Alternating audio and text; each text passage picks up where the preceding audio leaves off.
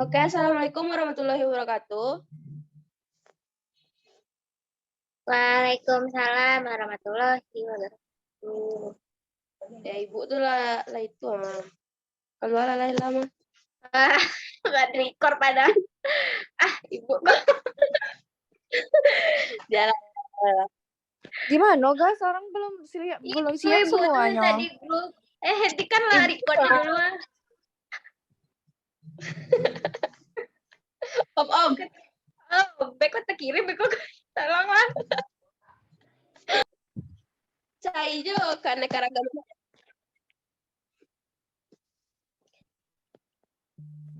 Oke, Assalamualaikum warahmatullahi wabarakatuh. Waalaikumsalam warahmatullahi wabarakatuh. Selamat siang Ananda semua. Apakah sehat? Sehat, Bu. Sehat, Bu. Udah makan belum? Belum, Bu. Coba perhatiin teman-temannya yang di sebelah, apakah ada yang nggak hadir? Tidak, Bu. Semuanya hadir. Oke. Ya. Sebelum kita mulai belajar, kita berdoa terlebih dahulu ya. Berdoa menurut kepercayaan masing-masing. Berdoa mulai. Amin. Berdoa selesai. Apakah Ibu tahu materi kita hari ini? Tahu, Bu, tentang keragaman hayati. Keanekaragaman hayati, Bu. Benar, Angel. Oke, Ibu mau tanya. Ada yang tahu pengertian dari hayati itu sendiri? Kehidupan, Bu. Iya, Bu, kehidupan. Benar. Oke, keanekaragaman hayati adalah satu sumber daya alam yang meliputi jumlah maupun frekuensi dari satu ekosistem, spesies maupun gen yang ada di satu tempat.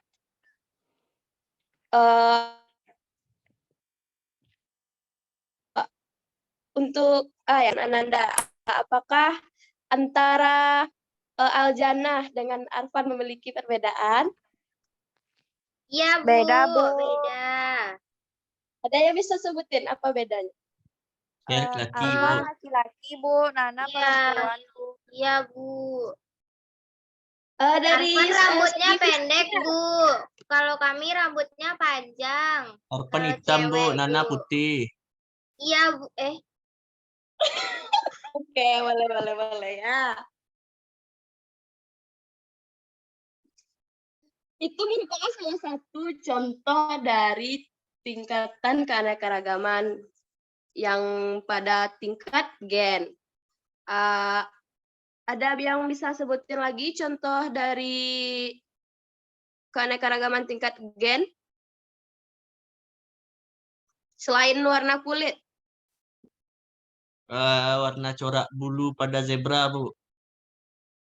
Boleh, bisa jadi, bisa. Ada bunga mawar, Bu. Bunga yang putihnya mawar merah, mawar kuning. Beda kan, Bu? Beda. Jadi Aljana bisa sebutin nggak apa itu pengertian dari keanekaragaman tingkat gen? Keanekaragaman individu dalam suatu jenis makhluk hidup. Kalau keanekaragaman gen tuh mengakibatkan variasi antar individu sejenis, Bu. Contohnya tuh pada tingkat tanaman bunga mawar putih, merah, sama kuning, Bu. Itu, Bu. Oke, benar ya. Keanekaragaman tingkat gen ini disebabkan oleh adanya variasi gen atau struktur gen dalam suatu spesies makhluk hidup. Gen sendiri merupakan faktor pembawa sifat keturunan yang dapat dijumpai di dalam kromosom setiap manusia, baik itu manusia, hewan, maupun tumbuhan. Setiap susunan gen akan memberi penampakan baik anatomi maupun fisiologi pada setiap organisme. Jadi ciri-ciri yang Ananda semua sebutkan tadi merupakan contoh dari keanekaragaman hayati tingkat gen. Ibu akan beri contoh untuk keanekaragaman hayati tingkat gen pada hewan. Contohnya itu terdapat pada jenis kucing. Ada kucing Angora, kucing Persia, kucing Sphinx, dan lain-lain. Ada juga dari jenis anjing dengan ras anjing Golden Retriever, anjing Bulldog, anjing German Shepherd, ada lain-lain juga. Selanjutnya yaitu tingkat spesies. Firma bisa jelaskan apa itu pengertian dari keanekaragaman tingkat spesies?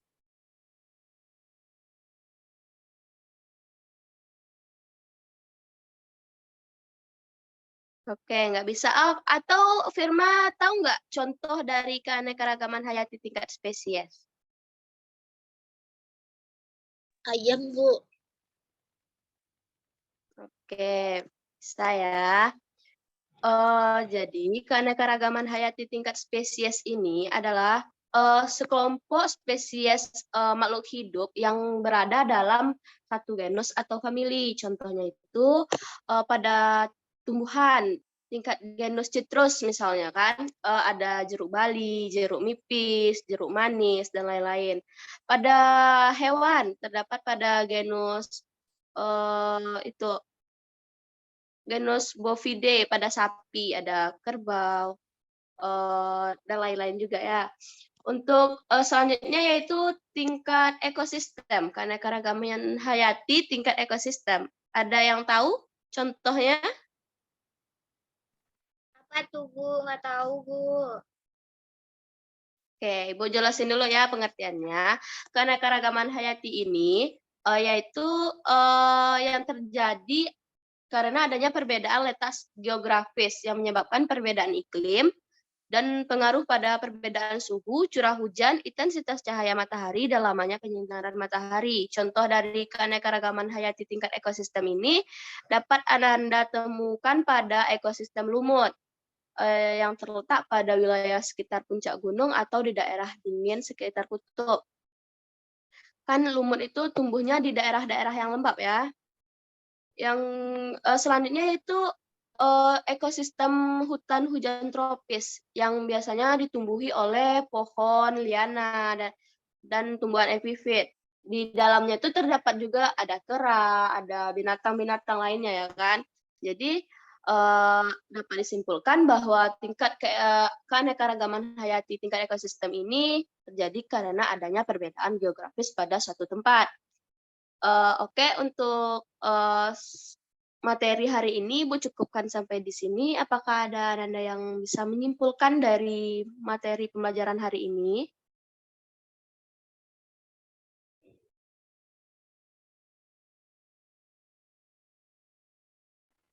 Jadi keanekaragaman hayati itu variasi kehidupan yang ditemukan di suatu tempat di bumi. Itu, Bu.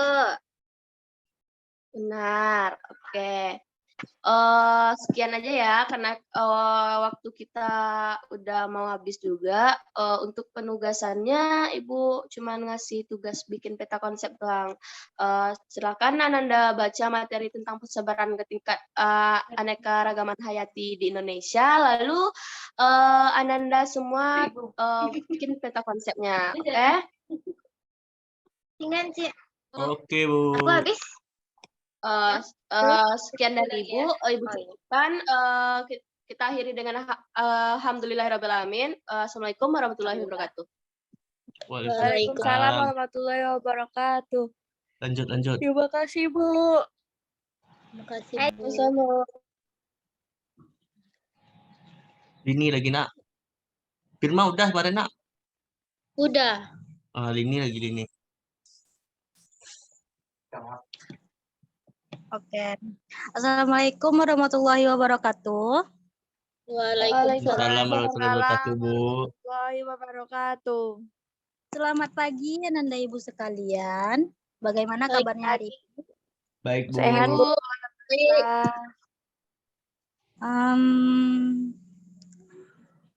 Sebelum memulai pelajaran kita hari ini, alangkah baiknya kita berdoa terlebih dahulu ya. Berdoa dimulai. Berdoa selesai.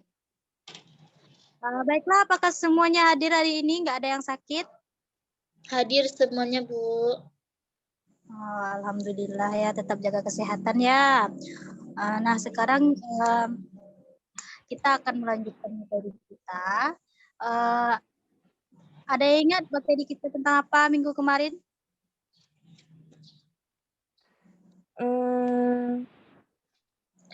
Protista.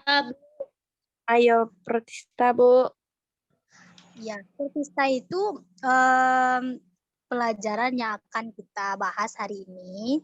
Jadi pelajaran kita minggu kemarin itu tentang bakteri ya. Nah, kalian tahu apakah bakteri itu sama dengan protista? Beda. Beda, Bu. Oh iya, baik. Beda ya. Nih. Jadi, adakah kalian masih ingat tentang pengertian protista itu apa? Protista adalah mikroorganisme eukariotik yang bukan hewan, tumbuhan, atau fungi, Bu. Wah, udah belajar yang jelas dari tadi malam ya, rajin sekali. Bagus. Iya Nah, dong, memang- Bu. Nah, ya, protista itu merupakan sel eukariota sederhana yang memiliki kemiripan dengan ciri dengan hewan, tumbuhan, dan jamur. Ada 3 nih klasifikasi dari protista ini. Ada yang tahu klasifikasi protista ini ada apa aja?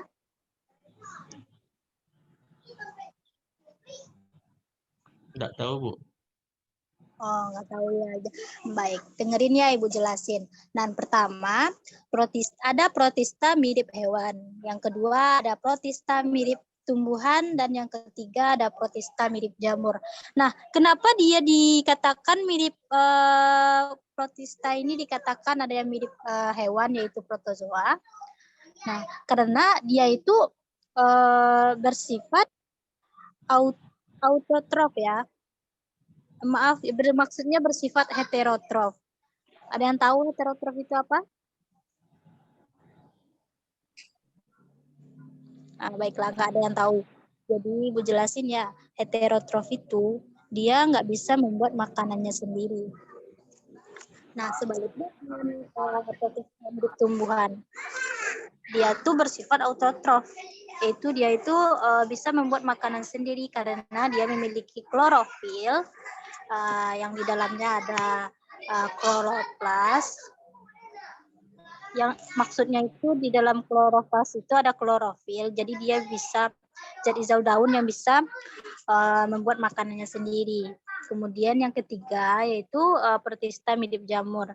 Dia dikatakan mirip jamur karena menghasilkan eksoenzim untuk mengurai substratnya. Nah, poin selanjutnya dari materi kita yaitu tentang ciri-ciri umum protista. Ada yang tahu ciri-ciri umumnya apa? Kok pada diem semua? Nggak tahu, Bu. Oh, nggak tahu. Jadiin PR ya. Kalian cukup cari tentang ciri-ciri protista ini besok ya. Baik, Ditanya. Bu. Nah, kan siapa nih? Kan hari panas sekarang nih. Siapa nih yang suka banget minum yang dingin seperti es rumput laut ya? Siapa yang suka makan es rumput laut pas siang-siang? Pas hari panas. SOYN suka, Bu. Boleh juga, terserah ya. Nah, yang es rumput laut itu kan bahan utamanya rumput laut kan. Nah, rumput laut itu merupakan protista mirip tumbuhan. Nah, kalian udah pernah, berarti kalian tanpa kalian sadari kalian sudah dekat dengan protista itu sendiri. Sampai di sini paham? Paham, Ibu. Pertanyaan? Tidak. Baiklah, siapa di sini yang bisa menyimpulkan pembelajaran kita hari ini? Saya, Bu, saya. Nah, coba jelas. Protista merupakan mikroorganisme eukariota yang bukan hewan, tumbuhan, atau fungus. Sejauh itu hanya itu, Bu. Oh, baiklah. Habis itu contoh protista yang dekat dengan kehidupan kita tuh, Bu. Contohnya rumput laut, Bu. Karena kita suka makan es rumput laut, kata Ibu. Ya, sampai di sini kayaknya udah banyak yang paham ya. Nah, jadi untuk materi selanjutnya ya, kita masih untuk materi selanjutnya pada minggu besok, kita masih membahas tentang protista ya, yaitu tentang peranan-peranan protista. Jadi tugas kalian itu ada 2 nih, nyari ciri-ciri umum sama nyari peranan masing-masing protista. Nah, kita bahas minggu besok ya. Nah, karena waktu kita udah habis, sampai di sini dulu pelajaran dengan Ibu. Tetap jaga kesehatan dan belajar lagi di rumah. Ibu akhiri. Assalamualaikum warahmatullahi wabarakatuh. Waalaikumsalam warahmatullahi wabarakatuh. Terima kasih, Bu. Ya, Udah semua kan? Stop lah Arpan itunya. Apa namanya nih? Laura belum. Recordnya. Laura. Nggak ada? Laura belum. Nggak adanya Mas Ada? Nggak ada. Masih ada Stopin Laura. dulu. Bukan, Laura nggak bisa masuk dong. Katanya nggak bisa yang di link yang dikirim Arfan itu gimana tuh? Stopin dulu recordnya nih.